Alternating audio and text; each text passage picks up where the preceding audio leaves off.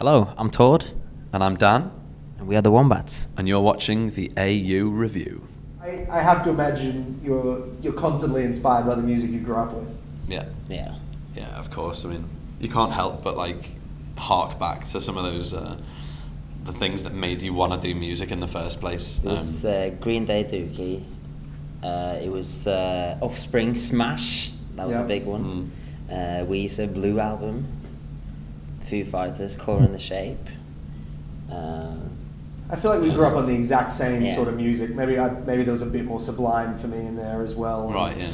Silverchair was huge actually for me. Or like for a lot of Norwegians, I think. Oh, really? Yeah. What was really cool, it was this album was the first time we worked with a guy who was like similar age to us, and obviously it's funny how if someone's 5 years older or younger than you, how the music they grew up with can be so different, obviously, and you can miss bands almost, can't you? I mean, of course you end up going back and all the rest of it, but yeah, and it was so good working with him, like with Mark, and loads of similar references, you know, so we'd be there like, oh yeah, you know the bit in this song, and they'd be like, yeah, listening to like Smashing Pumpkins songs, and like, you know that bit there, and he'd go, oh, I know exactly what you mean, and it was really, yeah, it was good. So the 90s came in handy.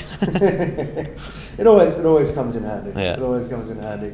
Well, let's talk about the record. It comes out a month and a half, something about that. 6 weeks. Yeah. 6 weeks away. When did you finish it? I guess to start off with, because it's we were waiting for a while, but I imagine you. So have we. Sitting on it for a little while. To be honest, like all the songs were ready to go in the beginning of the summer. But we had to wait for Mark, the producer, to be available. That was kind of like one of the reasons for it to. That it got delayed, and it was worth waiting for because he was, you know, as we just said before, like he's such a, you know, like similar age, like, you know, he's just like a friend really, like. Well, because we did Greek Tragedy was the first song, we, you know, like a kind of like let's see how this goes, and then yeah, and we were like, wow, this is kind of.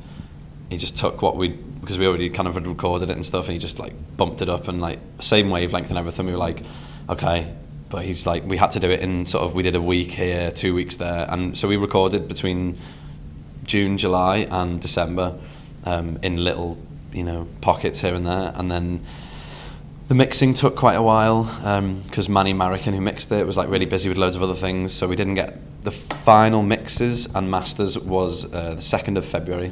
So we actually haven't been sat on it for that long, but the songs we have, you know, we've lived with the songs, like some of them for 2 years. Even longer.